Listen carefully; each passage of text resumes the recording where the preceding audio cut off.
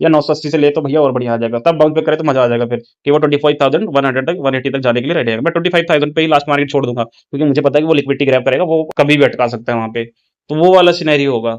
अब ये चीजें मैंने आपको दिखा दी कि भैया ये भी एक प्रॉपर हो गया। अब मैं कह रहा था कि क्या था, कुछ लोग कैसे ट्रेड करते हैं। आपने इस कैंडल पे भी ट्रेड कर सकते हो भैया, आपको समझ में आता है। मैं किस टाइप का ट्रेड, मैं हूँ ट्रेंड फॉलो करने वाला। मतलब मेरे से स्कैल्पिंग नहीं होती कि 15 पॉइंट कमा लो, 10 पॉइंट कमा लिए, निफ्टी यहाँ से मूव कर गया। उतनी मेहनत जितनी मैं उस पर करूंगा, ठीक है, मैं जितनी मेहनत इस कैंडल पे करूंगा, मोस्टली ये भी होगा फेल भी हो सकता है, क्योंकि ये ज्यादा फेल होते हैं कैंडल्स वाले, कैंडल स्टिक ज्यादा फेल होते हैं। एवोव की अगर आप सारे कैंडल्स को कनेक्ट करके ट्रेड करते हो तो आपके चांसेस हाई हैं, क्योंकि आपको सब कुछ बना के स्ट्रक्चर बन रहा है फिर आपका, है ना। मान लो अब जैसे निफ्टी देखो, यहाँ पे कोई हायर हाइस का कंफर्मेशन मुझे नहीं है, सिर्फ नीचे से हायर लोज बना हुआ है। बट ये कंफर्मेशन कुछ भी नहीं है, सारा स्ट्रक्चर बेकार है ऊपर का। ठीक है, तो मैं इस पे ट्रेड प्लान करूंगा तो मैं सिर्फ डाउन के लिए करूंगा। ठीक है, कि मुझे पता है स्ट्रक्चर बेयरिश इंडिकेट कर रहा है ये पूरा।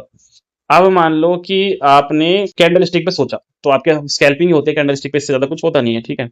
लेकिन उतनी मेहनत करने के लिए, मतलब आप सारी चार्ट को देखोगे तब जाके आप फिर सोचोगे कि क्या बेरिश हो सकता है मार्केट, तब भी आपको व्यू तो बनाना पड़ेगा। तो आप स्कैल्पिंग करोगे तो चांसेस ज्यादा है रिस्क के। तो ऐसी स्कैल्पिंग करने से बेस्ट है कि आप वन ट्रेंड फॉलो करो। अब ट्रेंड फॉलो मैं कैसे करूँ, मैं ट्रेंड फॉलो करता हूँ जैसे, ठीक है, अब ये डाउन ट्रेंड आया, ठीक है, जैसे हमने सबको पता है कि इस लेवल जब यहाँ 3 अगस्त के बाद नेक्स्ट डे जो मार्केट होगी, हमने बहुत अच्छा कैप्चर किया था। मुझे पता था कि भैया ये लेवल्स रिजेक्शन वाले हैं, यहाँ से 580 के नीचे जाता है मार्केट गिरेगा, क्योंकि ये लेवल रीटेस्ट होना था। ठीक है, फिर भी मार्केट ने सीएस वाला सेटलमेंट दिया, प्राइस रीटेस्ट नहीं हुआ, फिर से वापस बाउंस बैक चला गया, फिर हमने वही चीज करी, फिर कंसोलिडेशन जोन में चला गया, मार्केट वैसे ही गिरते गिरते धीरे धीरे नो ट्रेडिंग जोन करके उसने पूरा काम खराब कर दिया। अब मैं फॉलो करता हूँ, जैसे कि मान लो ये रैली है, ठीक है, मैंने इसको कैप्चर किया था प्रॉपरली, फुल लिया।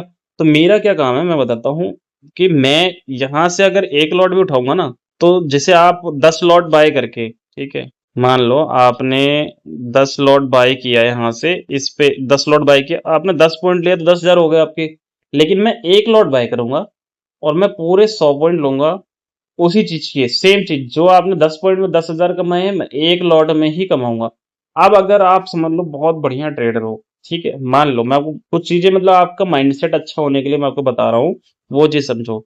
अब मान लो आप एक बहुत बढ़िया ट्रेडर हो, आपको पता है भैया मैं डायरेक्शनल हूँ, आप खुद डायरेक्शनल हो, स्कैल्पिंग छोड़ दो, मैं सिर्फ डायरेक्शनली ट्रेड बता रहा हूँ कि इंट्राडे में आपको पता है बड़ा मूवमेंट अब आएगा, 200 पॉइंट अगर मार्केट मूव कर रहा है, निफ्टी जाएगा तो ऐसे ही हायर हाई बना के। अगर सीधा स्ट्रेट फॉरवर्ड जाएगा तो मोस्टली चांस है कहीं ना कहीं से उसको, फिर जैसे ये वाला वी शेप था, मैंने सीधा बोल दिया था कि मार्केट में ये वी शेप जो रिकवरिंग हुई है, मैंने उसी दिन बताया, फ्री टेलीग्राम चैनल पे आपको लाइव एनालिसिस देता हूँ। मैंने सीधा मना कर दिया था, मैंने कहा ये इनवैलिड है। तो इनवैलिड हुआ ना वो चीज, तो सेम चीज समझो कि अगर